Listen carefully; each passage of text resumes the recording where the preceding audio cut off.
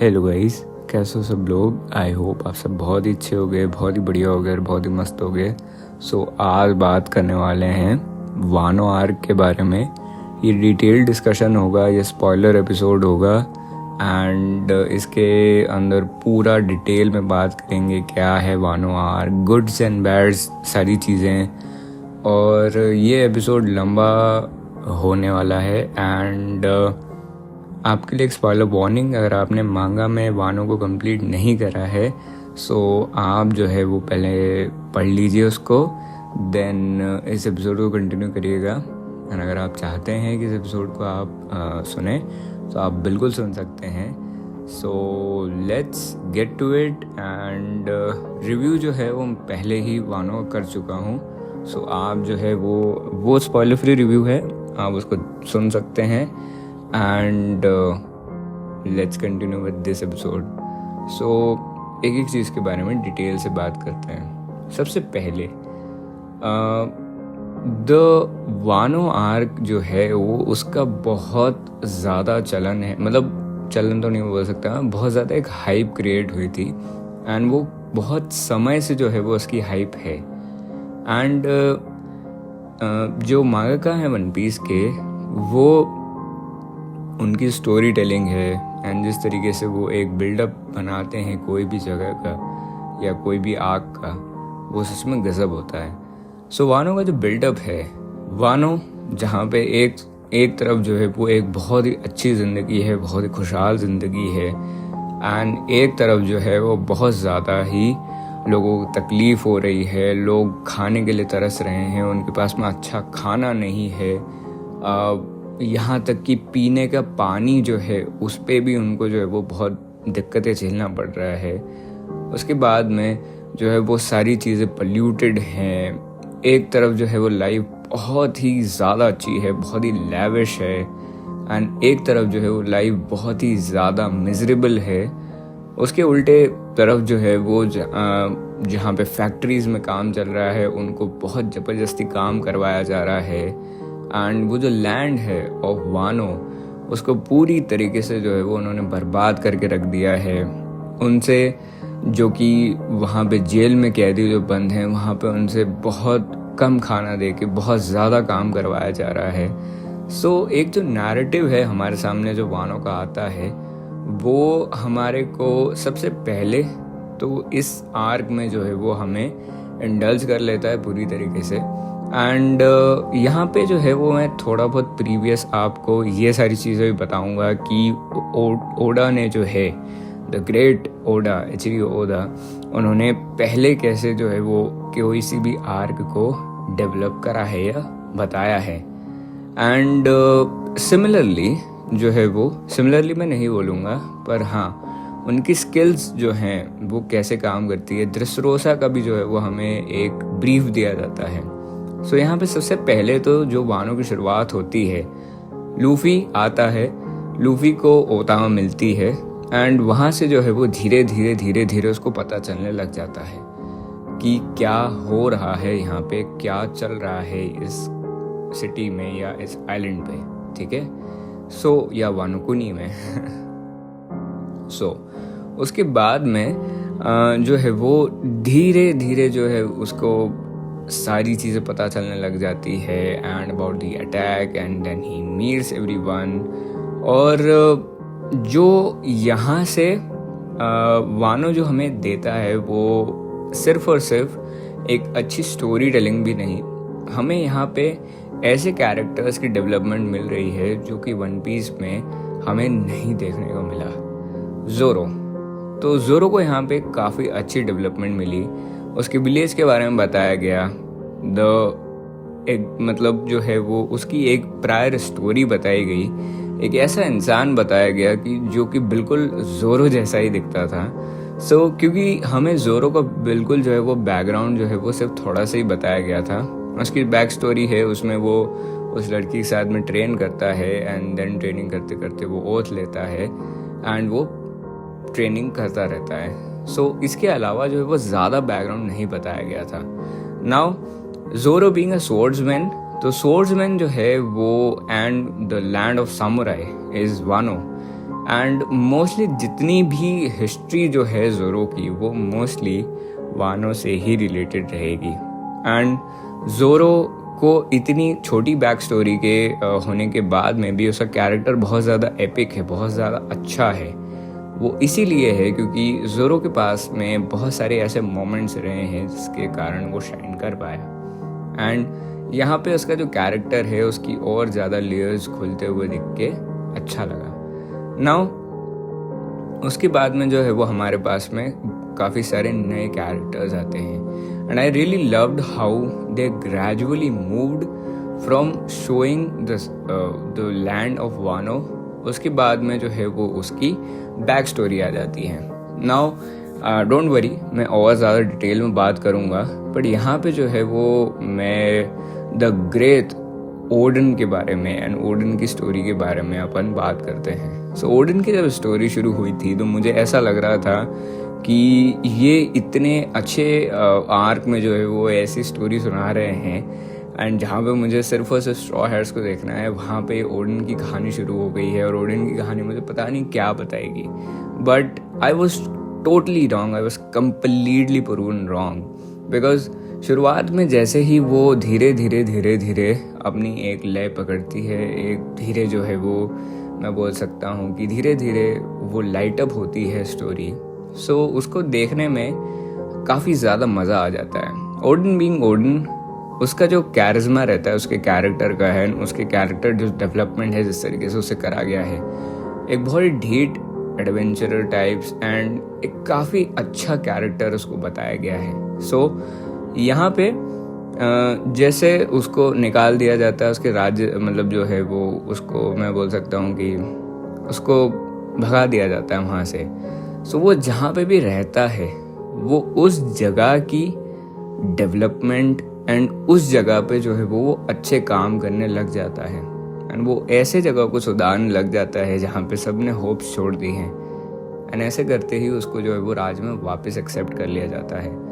But then comes white beard के group को join कर लेता है एंड वो एडवेंचर्स पे निकल जाता है। वाइट बियर्ड के ग्रुप में होने के बाद में उसके पास में कई सारी पावर्स आती हैं। He tends to be very powerful, haki use करता है वो, एंड देन वो king of the pirates Roger का क्रू ज्वाइन कर लेता है। नाउ यहाँ पे हमें एक बहुत डिटेल में बताया गया है, डिटेल में तो नहीं बोलूँगा मैं, एक बहुत ब्रीफ दिया गया है कि रॉजर और वाइट बियर्ड अपने प्राइम में किस तरीके की पावर को रखते थे। एंड हमें ये भी बताया गया है कि Roger didn't have any devil fruit power. So ये एक और चीज़ बताता है कि शेंक्स जो है उसको भी यही मोटिवेशन है कि उसने आज तक कोई भी डेविल फ्रूट नहीं यूज़ करा। एंड जस्ट इमेजिन अगर शैंक्स के पास में मैंने शेंक्स बोल दिया, आई एम रियली सॉरी, शैंक्स के पास में अगर एक बहुत ही बेहतरीन डेविल फ्रूट होता तो कितनी ज़्यादा पावर को अच्छा मतलब यूज़ कर सकता था उसका, क्योंकि उसकी हाकी गजब की है and his hockey is the soul reason कि वो एक एम्परर है। ठीक है, सो यहाँ से जो है वो एडवेंचर्स, पोर्नोग्राफ्स वगैरह सबके बारे में जो है हमें पता चलता है। बट यहाँ पे ही ऑन द फ्लिप साइड उसके राज्य में जो है वो बहुत सारी अलग अलग चीज़ें होने लग जाती हैं ना। यहाँ पे मुझे एक कमी लगी थी बड़ी वाली, वो ये रखी थी कि ओदा सेनपाई एक बहुत ही अच्छे स्टोरी टेलर हैं, बट वो किसी को भी एक मौत नहीं दे पाते हैं अच्छे से। देखो, अगर एक कैरेक्टर की डेथ होती है तो हमारे फीलिंग्स जो है वो उसके साथ में जुड़ जाती हैं and there is a very significant death in the show, जो कि जिससे हमें बहुत ज़्यादा जो है वो, एंड कई सारी ऐसी डेथ्स हैं जो कि हमें काफ़ी ज़्यादा इमोशनल कर देती है। पर उस समय पे इमोशनल फील होने के बाद में एंड उसके बाद में जो भी कहानी आगे बढ़ती है हम वहाँ भी इमोशनल फील कर लेते हैं, हम बहुत ज़्यादा सैड हो जाते हैं। पर हमें पता चलता है कि असल में तो वो कैरेक्टर मरा ही नहीं है, तो हमारे साथ में तो एकदम चीटिंग सी हो जाएगी, है ना। सेम टू सेम मुझे ऐसा लगा था जब वो जो कैरेक्टर है ओडन के फादर का वो जिंदा हो गया था, या वो जो बंदा है जो कुरुजोमी है, ठीक है, जो कि ओडन की जगह पे वहाँ वानो का जो है वो एम्परर बन जाता है, या एम्परर भी नहीं बोल सकता हूँ मैं, काइंड ऑफ किंग वगैरह जो बन जाता है। सो वहाँ पे एक वो सबसे पहले उसको कार्डो मार देता है, फिर वो अगेन वो जिंदा ही रहता है पहले। सो ये जो एक चीज़ है वो ऑफ गिविंग, मतलब एक डेथ नहीं दे पाते हैं ओडा, एंड जहाँ पे हमें फील होना चाहिए वहाँ पे वो एक्चुअली में फील नहीं होता है। नाउ बहुत बड़े जो मोमेंट्स होते हैं, एंड उसकी जो डेथ हुई थी जहाँ पे वो पब्लिक एग्जीक्यूशन हुआ था, वो जो टैटू वाला जो बंदा था जिसकी एक छोटी सी बेटी रहती है जिसको स्माइल फ्रूट खिलाया जाता है, वो एक बहुत ही अच्छा और डेवलपमेंट वाली चीज़ थी। Even Oden, when Oden died, he died like a legend. And वन पीस जो है इसीलिए, एंड हमें ओडन की जो जर्नी है, ओडन की जो स्टोरी है, सिर्फ हमें यही नहीं बताती है कि ओडन किस तरीके का अच्छा कैरेक्टर है, पर हमें ये भी समझाता है कि वन पीस जो है वो एक बैटल शोनन नहीं है, एक फाइटिंग शोनन या ऐसा कुछ नहीं है, ये एक एडवेंचर शोनन है। एंड वन पीस जो है वो वन पीस ढूंढने वाला एनिमे है। सो ये भी हमें इससे क्लियर हो जाता है। एंड बैटल और जो भी लड़ाई, मतलब जो है लड़ाई होने वाली है, फाइट्स होने वाली है, वो एक उसका एक बाय या प्रोडक्ट है, या फिर जो भी बोल सकता हूँ मैं कि उसका एक साइड थिंग है, ठीक है, जो कि उसके साथ में एडवेंचर्स के साथ में आ रही है। आपको देखो, मतलब आपको एक ऐसा बिल्डअप मिल रहा है, एक ऐसे आर्क का जो कि आप इमेजिन भी नहीं कर सकते हो। देखो, अगर लूफी डिसाइड करता है कि वानो को उसको फ्री करना है, तो वो क्यों डिसाइड कर रहा है, कैसे डिसाइड कर रहा है, उसके सामने क्या सिचुएशंस आई है, वो क्यों ओतामा को ये प्रॉमिस कर रहा है कि हम जब यहाँ से जाएंगे तो आप को जो फूड मिलेगा वो आप क्लीन फूड खा सकोगे, ठीक है। तो उस and after the arc completes, तो वहाँ पे आपको ऐसी फीलिंग आनी चाहिए कि हाँ यार, ये जो हुआ ये एकदम सही हुआ है, नहीं ये हीरोज ही कर सकते हैं ना। उसके बाद में the death of that man, जो कि स्माइल फ्रूट को खा लेता है, एंड वो एक बहुत ही ज़्यादा अच्छा पार्ट था, साथ ही साथ में बहुत ही इमोशनल पार्ट था, because the development of that guy was really very good. And जो स्माइल फ्रूट के बारे में उससे बताया था वो भी बहुत ही अच्छा था। एंड दैट ऑल्सो जो है वो हमारे सामने आता है कि कितने ज़्यादा क्रूअल वो जो किंग है उनका वो था, वो कितना ज़्यादा क्रूअल था। एंड एक और चीज़ जो उनके खुद के क्लैन के बारे में बताई गई है कि लोग जो हैं, एक लोगों की रियलिटी के बारे में बताया गया है। And this also goes against वन पीस, बट अगेंस्ट में नहीं जाने का वो मैं बोल सकता हूँ, बिकॉज वन पीस, देखो सबसे पहले तो एक वो एडवेंचर शोनन है, और उसके बाद में वन पीस को जो है वो एक बहुत ही लाइटर टोन पे बनाया गया है। एंड वन पीस उस डेप्थ में नहीं जा सकता है, क्योंकि अगर वो एक ड्रामा शोनन जैसा हो गया तो वन पीस की जितनी भी ऑडियंस रिटेंशन है वो बहुत हद तक कम हो जाएगी। And I think it's a fact. So यहाँ पे वन पीस जो है वो आपके सामने एक डार्क स्टोरी भी रखता है, बट वो उस ड्रामेटिक डायरेक्शन के साथ में उसे रिप्रेजेंट करता है कि आपको वो इतनी डार्क नहीं लगती है, ठीक है। सो उनके पूरे क्लैन को जो है वो बुचर कर दिया जाता है, एंड उनके क्लैन को बहुत ज़्यादा तकलीफ़ें दी जाती है, एंड इसी वजह से जो है वो उनके मन में आता है कि वो एक रिवेंज ले, ठीक है ना। ओडन की कहानी अपन कंटिन्यू करते हैं। Odean saves everybody, and Odean का जो कैरेक्टर है वो हमें इस बारे में बताता है कि कैसे अगर आप एक बैटल को टाल सकते हैं, अगर आप एक बैटल को जितना ज़्यादा तक डिले कर सकते हैं, and how much he cared for the people of Wano, कि उन्होंने कितना ज़्यादा उसने केयर करा, एंड कितना ज़्यादा वो एक क्लीन हार्टेड बंदा था।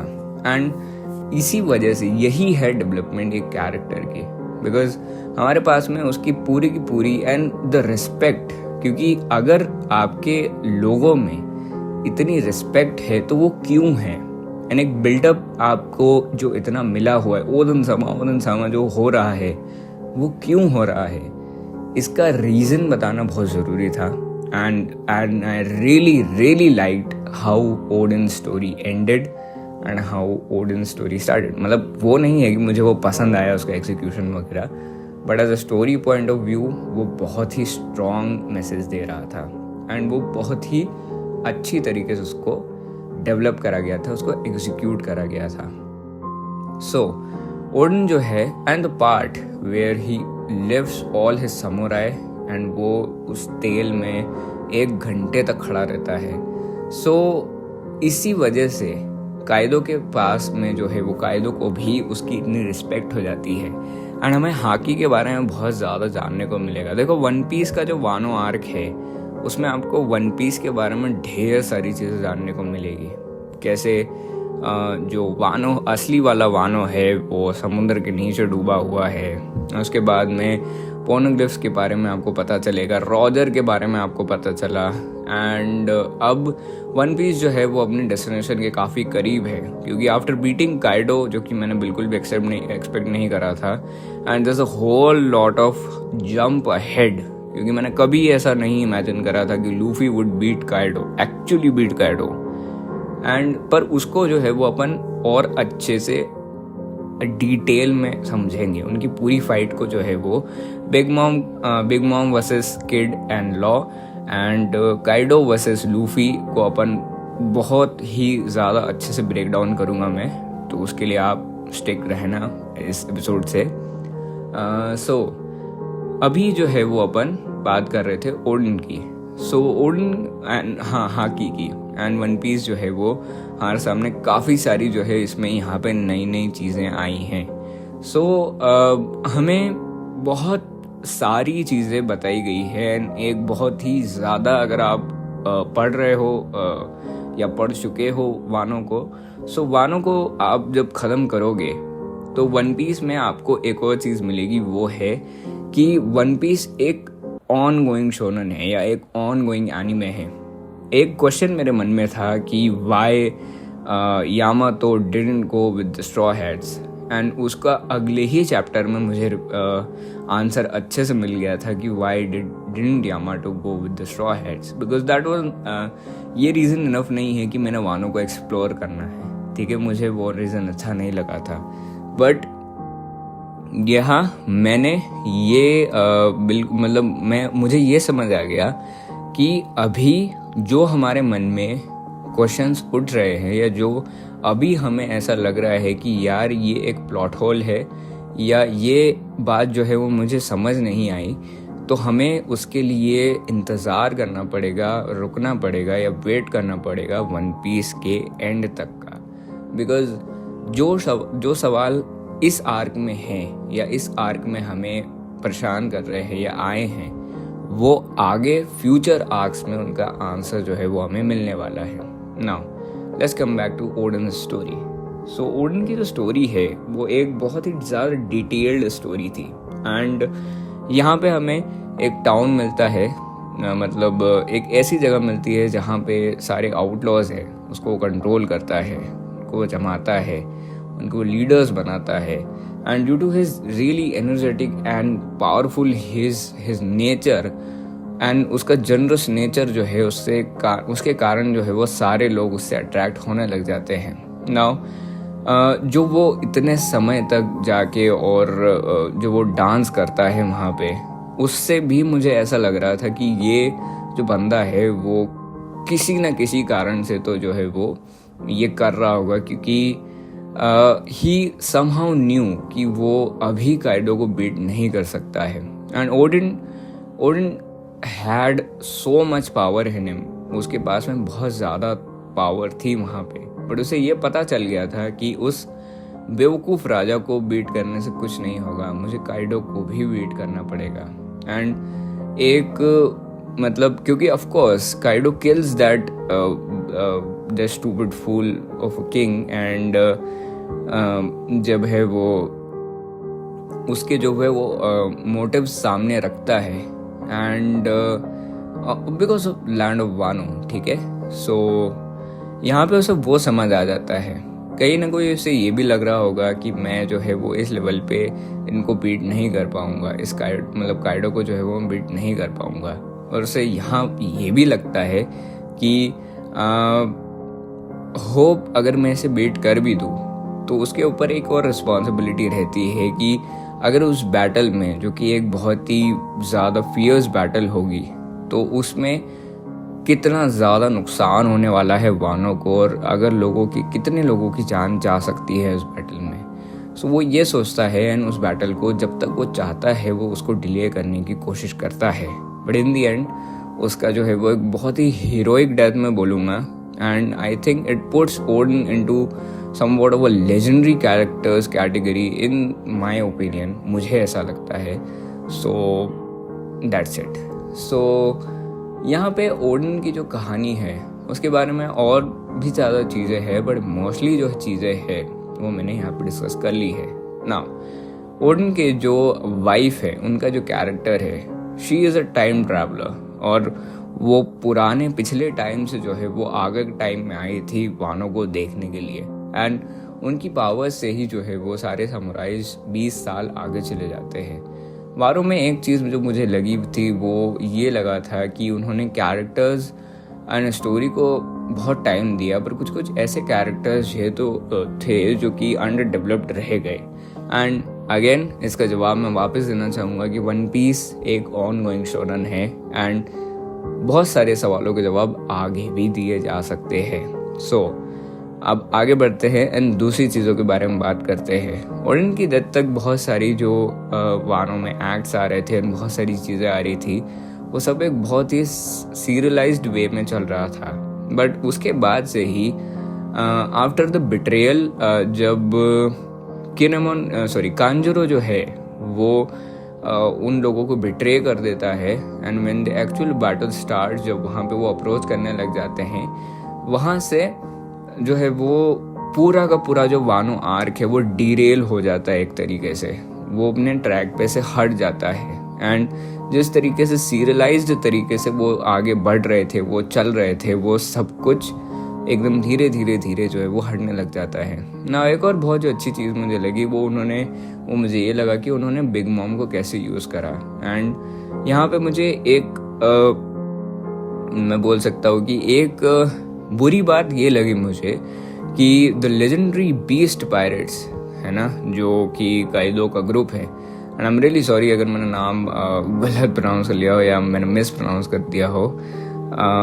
बीस्ट पायरेट्स, या I think so it is beast pirates. So मुझे माफ़ कर दीजिएगा इसके लिए बहुत बहुत, क्योंकि मेरे जो वीप दोस्त है उनको लाइक वीप दोस्त भी नहीं, अगर मेरे सामने भी कोई गलत प्रोनाउंसिएशन करेगा तो मैं भी उसे बोलूँगा कि अरे भाई क्या है, तेरे को तो कुछ आता ही नहीं है, जाके पढ़ के आ। So I am really sorry अगर if I don't mispronounce it. So यहाँ पे मुझे एक चीज़ लगी वो ये थी कि उन्होंने विलन्स को and the group they were going to fight, उन्होंने उसको अच्छे से एक्सप्लेन नहीं करा।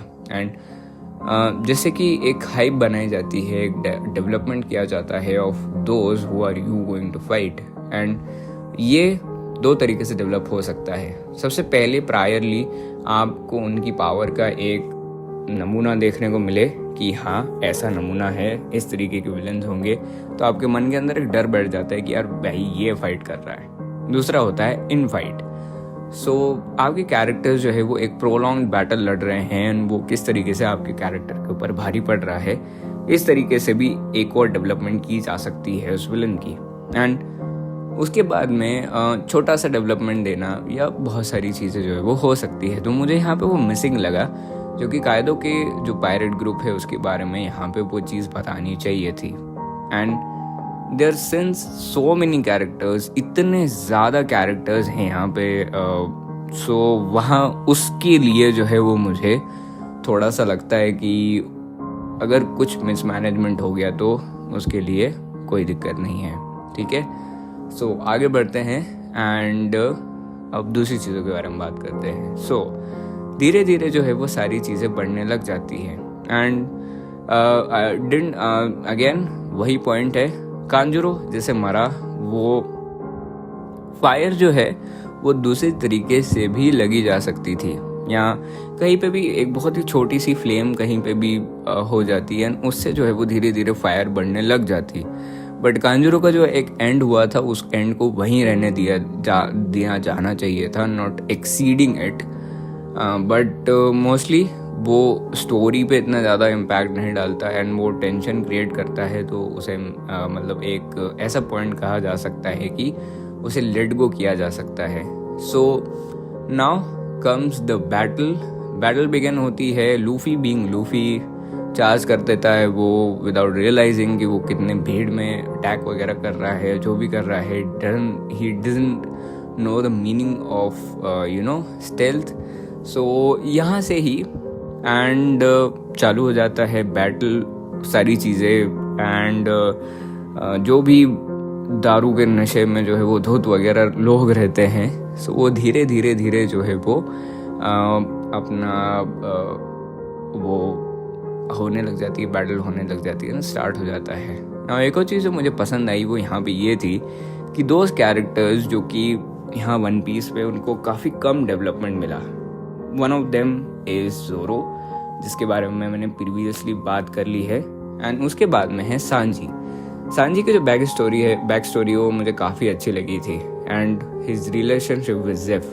बट सांजी जो है उसका जो कैरेक्टर डेवलपमेंट जो वानो में हुआ वो मुझे काफ़ी इम्प्रेसिव लगा। सांजी के जो उसको जो है वो एकदम ही नकारा घोषित कर दिया जाता है, जबकि जैसे उसकी बॉडी में कोई भी ऐसे सिम्टम्स नहीं दिखते हैं जो कि उसको जर्मा का एक मेंबर मानते हैं।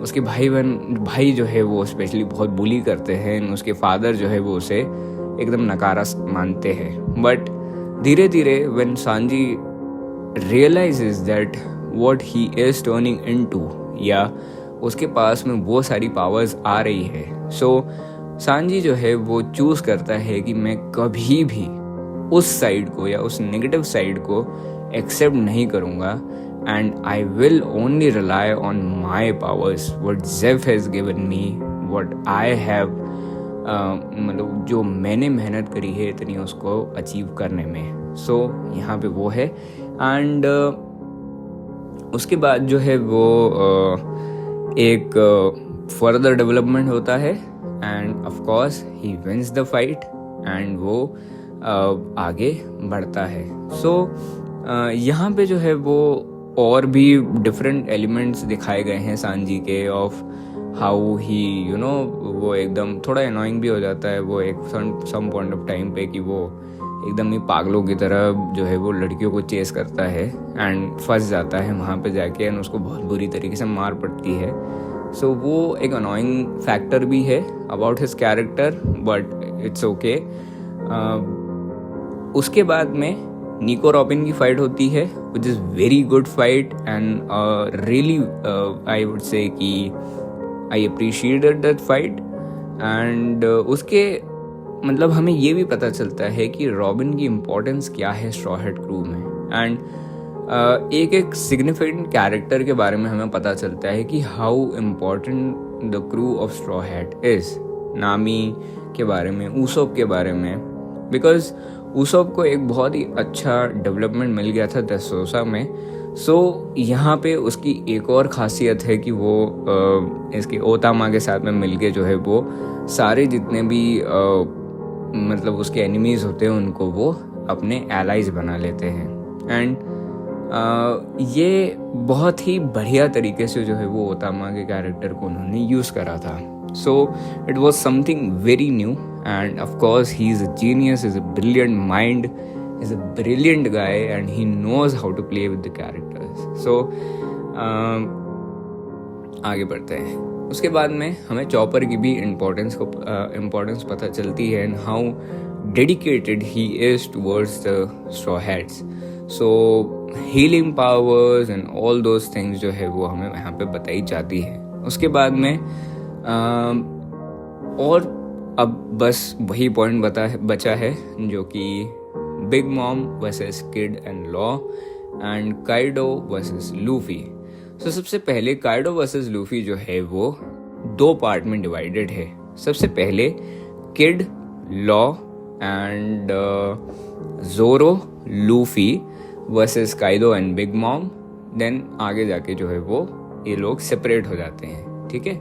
सो मुझे ये चीज़ समझ में नहीं आई कि काइडो ने लूफी को एक ही वार में जो है वो बेहोश कर दिया था और उसे जेल में बंद कर दिया था. Now how is Luffy withstanding his strong haki and he is fighting toe to toe with Kaido and Big Mom. जबकि होल केक आइलैंड में भी जब बिग मॉम जो है वो लूफी से लड़ती है, सो लूफी जो है वो थोड़े टाइम बाद ही बिग मॉम के सामने गिव अप कर देता है. And you can actually see the scene in the anime. So यहाँ पे एक बहुत ही वास्ट डिफरेंस है दोनों की पावर्स के बीच में. एंड ये वो मोमेंट है जहाँ पे लूफी ने अपने डेविल फ्रूट का अवेकन नहीं करा है. ठीक है, सो यहाँ पे एक वो चीज़ मुझे थोड़ी सी खटकी, बट इट्स ओके. एंड सिर्फ और सिर्फ 10-15 दिन की ट्रेनिंग के बाद में he is actually fighting Kaido with such power is actually a real something for me. But again One Piece is a running show and हमें इसके जवाब आगे भी मिल सकते हैं. सो एक और चीज़ इसके पहले जब मैं इनकी फाइट को ब्रेक डाउन और आगे करूँ, और एक इम्पॉर्टेंट चीज़ के बारे में बात कर लेते हैं, लूफीज डेविल फ्रूट. सो लूफी का जो डेविल फ्रूट है उसको मैं एक नॉर्मल डेविल फ्रूट समझ सकता था, बट लूफी उस डेविल फ्रूट को बहुत अच्छी तरीके से यूज़ करता है. And by use I mean बहुत अच्छी तरीके से यूज़ करता है, because Luffy is one of those characters, he is the most, one of those नहीं, he is the most best user of his devil fruit. उसको ये आता है कि उसको अपने devil fruit को use कैसे करना है. and जो है वो he is really good at that. so उसके बाद में awakening की बात तो और बाद में आती है. ठीक है, so यहाँ पे उनकी फाइट शुरू होती है. एंड लिन का कैरेक्टर जो है वो यहाँ पे, यही नैरेटिव मैंने भी सोचा था जब वानो शुरू भी नहीं हो रहा था, बिकॉज मुझे ये पता था कि काइडो वर्सेस लूफी होने वाला है. सो जितने भी जो पावरफुल कैरेक्टर्स है, लॉ का कैरेक्टर है, उसके बाद में किड का कैरेक्टर है, उसके बाद में जोरो का कैरेक्टर है, लूफी का कैरेक्टर है, ये सारे चारों कैरेक्टर मिलके काइडो को मारेंगे. पर मुझे ये नहीं पता था कि बिग मॉम भी इस सिनेरियो में आएगी. सो एक डिवाइडेड पावर जो है वो अटैक करती है इन लोगों के ऊपर, एंड वो लोग इनके ऊपर हावी भी हो जाते हैं. सो हावी होने के बाद में भी वो लड़ते हैं उनसे, एंड एक सिग्निफिकेंट अमाउंट ऑफ डैमेज जो है वो उनके ऊपर वो करते हैं. बट देन बहुत सारी चीज़ें होती है, एंड बिग मॉम का जो कैरेक्टर है, she also relies heavily on her haki, and वो उन पे भी रिलाई करती है, उसके डेविल फ्रूट पे भी रिलाई करती है. बट उसका जो डेविल फ्रूट है वो एक अलग तरीके से काम करता है. ठीक है, सो वो उन पे जैसे वो सोल्स डाल देती है, एंड सोल्स को ले लेती है, लाइफ स्पैन ले लेती है, and he infuses that life span into things जो कि आप मतलब जो कि बेजान चीज़ें होती हैं उनमें भी वो जान डाल देती है. ऐसे वो काम करती है. उसका डेविल फ्रूट थोड़ा बहुत जो है वो इन अ नटशेल थोड़ा सा मैंने एक्सप्लेन करा है, बहुत ज़्यादा मैं एक्सप्लेन आपको बाद में करूँगा कभी, बट थोड़ा सा मैंने जो है वो एक ब्रीफ देने की कोशिश करी है यहाँ पे. एंड काइडो जो है वो अलग ही कैरेक्टर है, वो ड्रैगन के अंदर कन्वर्ट हो जाता है. ठीक है, सो यहाँ पे जो है वो एक सिग्निफिकेंट अमाउंट ऑफ डैमेज के बाद में ये सब लोग जो है वो अलग हो जाते हैं. एंड यहाँ से लूफी और काइडो की फाइट शुरू होती है विथ लॉ एंड किड. सो एक जो एक बहुत ही प्रीमियम भी नहीं बोलूँगा मैं एक जो बहुत ऐसा फैक्टर है जिसको हमें यहाँ पे देखना चाहिए big Mom versus Kid and law की फाइट में, वो ये है कि बिग मॉम का कैरेक्टर जो है वो एक काफ़ी ऐसा कैरेक्टर है जो कि बूढ़ा हो चुका है अब. ठीक है, एंड उसके बाद में उसे खूब सारा एटीट्यूड भी रहता है अपने ऊपर, एंड उसके पास में कि हम एम्परर्स हैं, we are the emperor of sea of this world, and तुम जो है वो हमें इतनी आसानी से जो है वो हरा नहीं सकते. And she really depends on the things she has created, यानी कि ज़ूस और जो दूसरी जो उसके स्वॉर्ड रहती है उनके ऊपर भी वो हेवली रिलाई करती है. एंड काइडो भी जो है वो ये बोलता है कि दिस हैग हैज़ समथिंग, मुझे ये बैटल में जो है वो पीछे खींच रही है। सो थोड़ा सा ऐसा वो बोलता है, सिर्फ एक मजाक के लिए बोल रहा है, ऐसा वैसा जो भी है। सो वो एक यहाँ पे पॉइंट आता है। नाउ बहुत ही टेक्निक से लॉ और जो किड है उसको हराने की कोशिश करते हैं, एंड वो इन दी एंड उसको हराने में कामयाब भी हो जाते हैं, जिसके कारण वो दोनों अपनी पूरी की पूरी पावर्स जो है वो लगा देते हैं। एंड यहाँ पे उनको दोनों को अपना डेविल फ्रूट अवेकनिंग यूज़ करना पड़ता है। And on the other hand I didn't know कि बिग मॉम ने जो है वो अपना डेविल फ्रूट को यूज़ करा था या नहीं करा था। Now in this fight there are 2 to 3 conclusions, थोड़े ज़्यादा भी हो सकते हैं। सबसे पहले बिग मॉम की age, why she got defeated, उसकी एज। सेकंड उसका एरोगेंस। थर्ड वो ये नहीं, मतलब उसको जो है वो बहुत हेविली डिपेंड कर रही थी अपने एलाइज के ऊपर, उन लोगों के, मतलब जो उसके वो सन वाली जो पावर है उनके ऊपर वो जो है वो बहुत ज़्यादा रिलाई कर रही थी। एंड देयर बस यही जो है वो 3-4 जो है वो रीजंस मुझे लगे। एंड एक और जो बहुत बड़ा रीज़न आ जाता है वो कहीं ना कहीं बैटल आईक्यू एंड एक मॉन्स्टर स्ट्रेंथ पे भी आ जाता है। आपके पास में एक बहुत अच्छी मॉन्स्टर स्ट्रेंथ हो सकती है एंड वो बहुत ही डिस्ट्रक्टिव पावर भी हो सकती है, बट कहीं ना कहीं आपको अगर बहुत ज़्यादा बैटल का एक्सपीरियंस नहीं है, ठीक है, इन बैटल इन द सेंस कि आपको टेक्निक्स नहीं पता है ऑफ योर एजिलिटी और समथिंग लाइक दैट। अगर आपने थानोस वर्सेस हल्क देखा होगा तो Hulk has ट्रेमेंडस power, but in technique Thanos जो है वो उसको टेक्निक वाइज बीट करता है, ठीक है ना। वो ये काइंड ऑफ लेम एग्जाम्पल यहाँ पे लग सकता है, बट बहुत ही टेक्निक से लॉ और किड जो है वो उसको मतलब डिफीट करते हैं। अगर बिग मॉम के कैरेक्टर को देखा जाए तो वो बहुत सिमिलैरिटीज रखती है कायदो के साथ में, बट कायदो का यहाँ पे डिफरेंशिएशन ये है कि उसको in fighting and his monstrous strength के साथ में उसको बैटल का जो आईक्यू है उसका वो भी बहुत ज़्यादा है, वो भी उसके पास में बहुत ज़्यादा है। क्या इसका मतलब ये है कि बैटल आईक्यू बिग मॉम के पास में नहीं है? नहीं, ऐसा नहीं है। देखो यार, एज प्लेज, ठीक है, वो उसके प्राइम में थी एंड उसके प्राइम से कैसे हुई, सो वो बहुत सारी चीज़ें जो है वहाँ पर डिपेंड करती है। शी गॉट ओल्ड एंड कहीं ना कहीं जो है वो सेंसेस भी डल होने लग जाते हैं, जैसा कि वाइट बियर्ड के साथ में भी हुआ था। बट वाइट बियर्ड का जो है वो उस समय का भी शेप जो है वो अलग था। I am not talking about the body shape, but mind का शेप कैसा है, how the mind is working, ठीक है। सो उसके बाद में now let's switch to Kaido versus Luffy. So the biggest flaw in this fight was, चलो ठीक है, Big Mom versus Kid and Law जो है वो एक तरीके से मुझे ठीक भी लगा।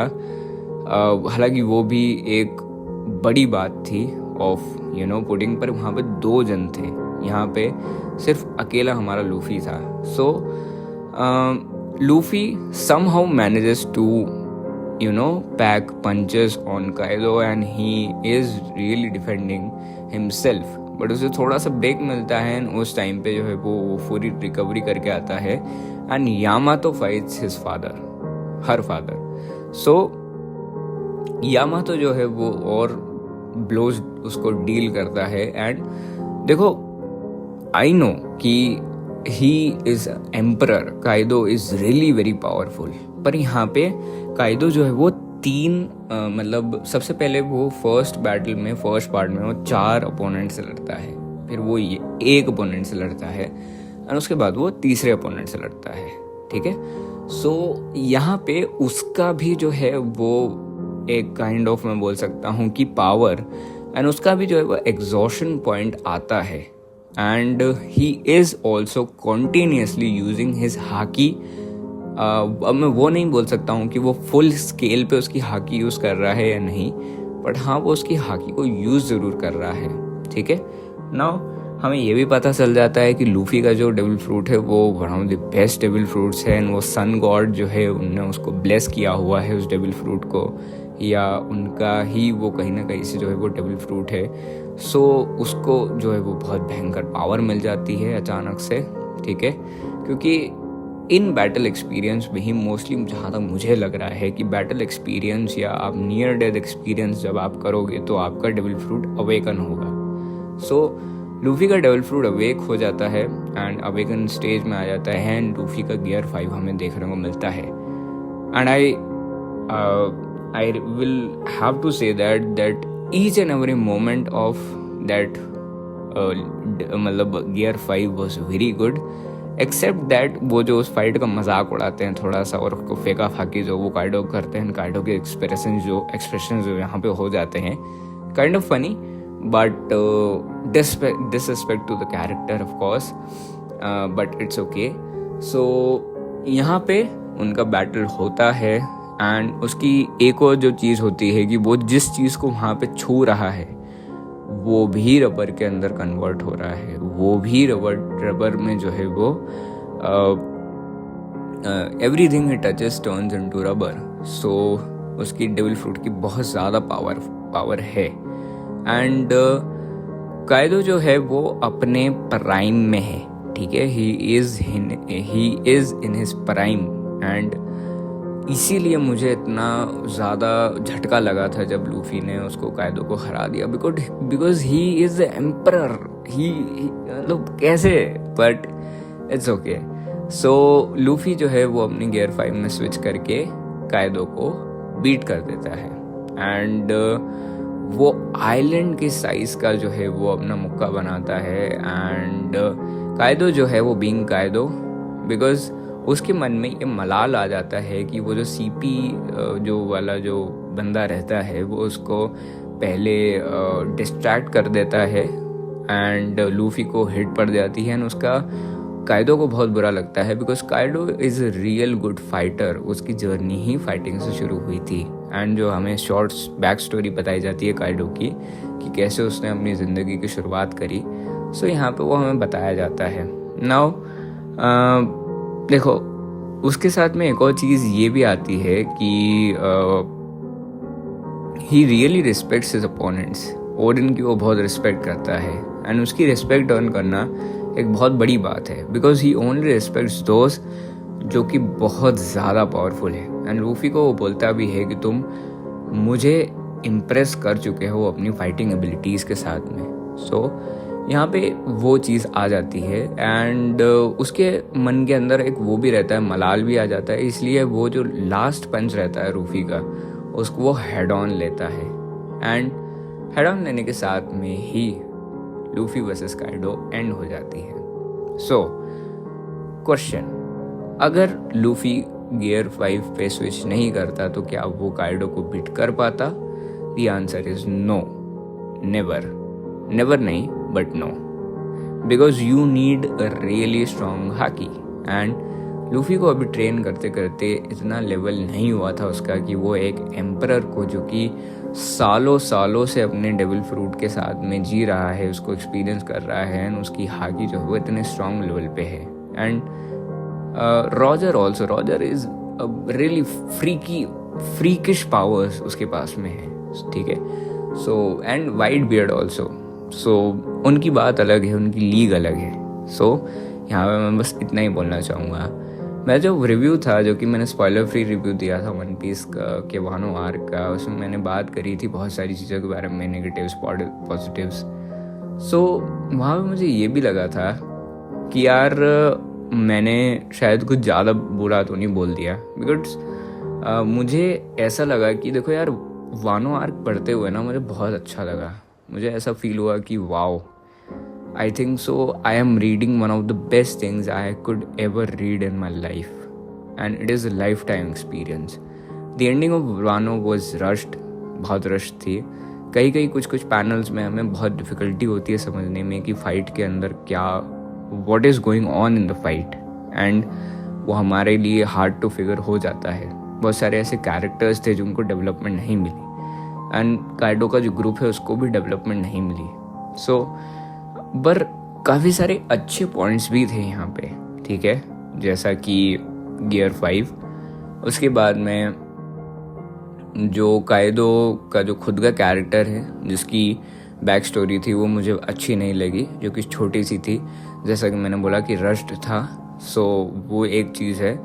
उसके बाद में द वानो स्टोरी, वानो का पूरा buildup, the land of Wano, and उसके बाद में पूरा का पूरा ओदन का जो बैक स्टोरी है उसके बारे में सारी चीज़ें, and all the things about the country, about the background of Wano, everything was very good, very very good. The revenge coming back after 20 years, and the samurai fighting with their life, and the battle, the whole soul performance of everyone, and of course the great writing of Mr. Eiichiro Oda. So it was really very good and it was peak entertainment for me. पर कमियां तो कमियां होती है, उसके बारे में discuss ज़रूर करना चाहिए।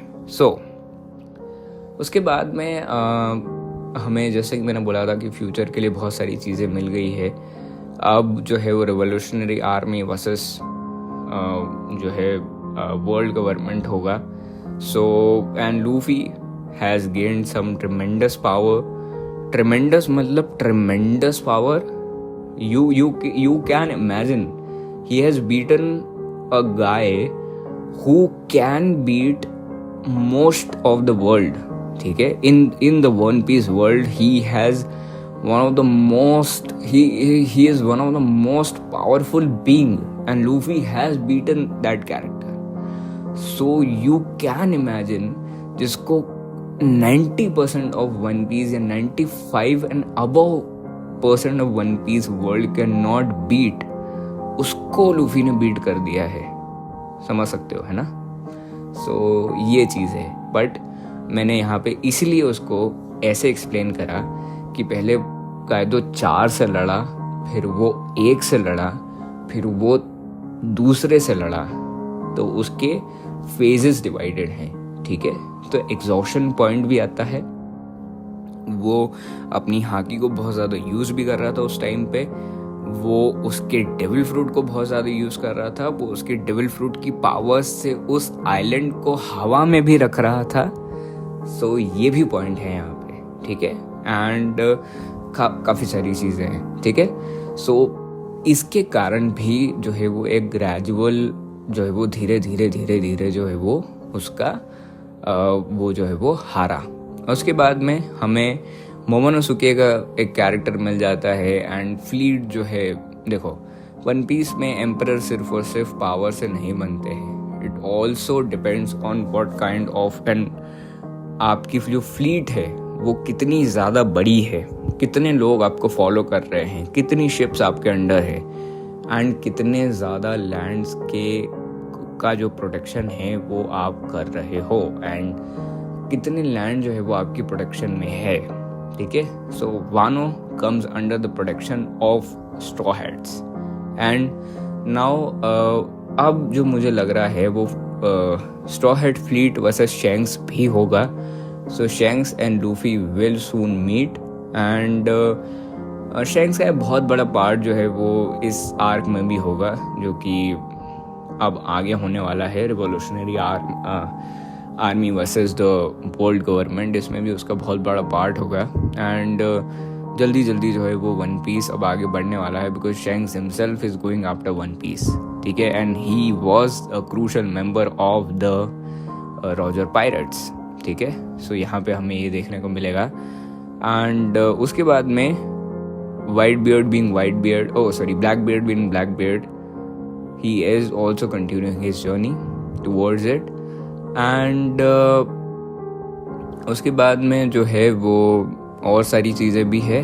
सो मोस्टली मुझे जो कंक्लूजन लगा वानो का वो रश बिल्कुल लगा, बट मुझे कंक्लूजन जो है वो ठीक लगा, एंड मोमोनोसुके जो कैरेक्टर है and the samurai, they are like really very powerful.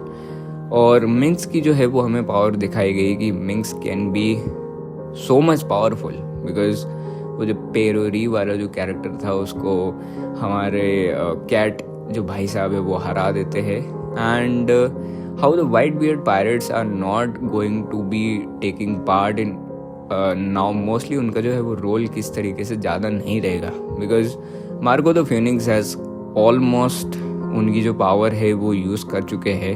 And he is had as his limit at his limit. And जो हमें वो जो बंदा मिलता है वो बंदूक वाला, जो कि वो 2 ब्रदर्स रहते हैं जो कि लड़कियों जैसे दिखते हैं, एक उनमें से मर जाता है. सो वाइट बियर्ड पायरेट्स जो है वो अब धीरे धीरे जो है वो they are falling apart. Ace का भी डेथ हो जाती है. सो यहाँ पे वो है Whitebeard, he is dead. So एक ये चीज़ है यहाँ पे. एंड बाकी आई थिंक सो कि Big Mom has not died yet. And if Big Mom के साथ में कुछ हुआ है, so Katakuri will be the new leader of the Big Mom pirates. And talking about the Kaido's group, so Kaido का group तो पूरी तरीके से ख़त्म हो चुका है. नाउ जोरो की फाइट के बारे में भी थोड़ा सा डिस्कशन करते हैं. जैसा कि मैंने आपको बताया जोरो के बारे में, of the land of Wano and बहुत सारी चीज़ें. सो जोरो अब जो है वो बहुत ही ट्रिमेंडस पावर अपने साथ में लेके चल रहा है. And he really needs to work on his haki. And the villain he fights was a really good one. And मुझे उनकी फाइट जो है वो एनिमे में देखनी है. एंड सारी फाइट्स एक्चुअली मुझे एनिमे में देखनी है for a better perspective and a better viewpoint. So वो मैं देखूँगा. एंड बाकी जो कंक्लूजन्स है वो अच्छे रहे. सिर्फ और सिर्फ एक विलन जो कि जिससे सांजी फाइट करता है वो मुझे बहुत अच्छा लगा, बिकॉज उसका जो है वो बैकग्राउंड बहुत अच्छे से बिल्ड करा गया था. एंड वो तब से हमारे सामने था, क्योंकि उसका स्क्रीन टाइम है तो वो हमारे सामने तब से था जब से लूफी को जेल हुई थी. तो वो वहाँ पे भी वार्डन एज अ वार्डन था. And he had something really great power. And उसका जो पॉइंट ऑफ हेट है वो उसकी पावर्स की वजह से नहीं, वो उसकी मेडिसिन्स की एंड उसकी रूथलेसनेस एंड उसकी not caring about anyone's life के जो पॉइंट ऑफ व्यू है उससे बना था. सो वो मुझे एक अच्छी डेवलपमेंट अप्रोच लगी. So that is what it is. ठीक है, आई थिंक सो कि मैंने मोस्टली सारी चीज़ों के बारे में बात कर ली है. 50 मिनट्स और I don't know, maybe a lot of time is not enough to talk about the great Wano, the long Wano. And बहुत बड़ा आर्क था ये. मोस्टली मांगा ख़त्म हो जाती है पूरी जो कि इस एक आर्क में जितने चैप्टर्स थे उतने में. सो मैंने पूरी कोशिश करी कि मैं बहुत सारी चीज़ों के बारे में डिस्कस कर सकूँ. एंड मैं और भी कोशिश करूँगा और भी सारे पॉइंट्स के बारे में बात करने की, जिसके बारे में बात कर सकूँ. सो मोस्टली अगर हो सकेगा तो मैं इस एपिसोड का एक दूसरा पार्ट भी बनाऊँगा, जिसके अंदर मैं और सारी चीज़ों के बारे में डिस्कस करूँगा जो कि मैंने वानो के आर्क में नोटिस करी. ठीक है, so I think so this is it for this one. And उसके बाद में and personally I think that I have discussed almost everything about this. And बस यार आई थिंक सो इतना ही. एंड एक और चीज़ जो मैंने नोटिस करी थी वो ये थी कि लूफी का जो क्रू है, how much they are dedicated to Luffy. जब नामी एक लिटरली डेथ सिचुएशन में रहती है तब भी वो ये बोलती है कि Luffy is going to be the king of pirates. And उसके बाद में एक और जो सीन आता है वो यहाँ पे है जॉय बॉय के बारे में. सो जॉय बॉय का जो कैरेक्टर है, ही इज़ अ कैरेक्टर जिसके साथ में लोग जुड़ जाते हैं. एंड इतने सारे लोगों को अपने साथ में लेके चलना एंड अपने मोटिव से उनको मोटिवेट करना बहुत मुश्किल होता है. यहाँ पे एक और चीज़ है जो कि यहाँ पे उनको एक सपोर्टिव बिल्डअप देती है, वो है मोनोसुके का कैरेक्टर. मोनोसुके का जो कैरेक्टर है वो बहुत सारे लोगों को मोटिवेट करता है with the character of Luffy, of his never give up spirit. And उसके साथ में जो है वो लॉ उससे काफ़ी इम्प्रेस्ड है. एंड लॉ के साथ में जो है वो किड भी उसका साथ देता है. एंड किड बीइंग किड जो कैरेक्टर है वो बहुत ज़्यादा कॉम्पिटिटिव है लूफी के साथ में. So for the sake of the competition ही वो लूफी से बहुत ज़्यादा एक फाइटिंग स्पिरिट के अंदर रहता है कि मुझे और ज़्यादा प्रूव करना है अपनी वर्थ को लूफी के साथ में एंड लूफी के मुकाबले। एंड लॉ का जो कैरेक्टर है वो बहुत ही स्मार्टली अपने खुद की जो चाल है वो चले जा रहा है, but he is actually very impressed by लूफीज character, ठीक है।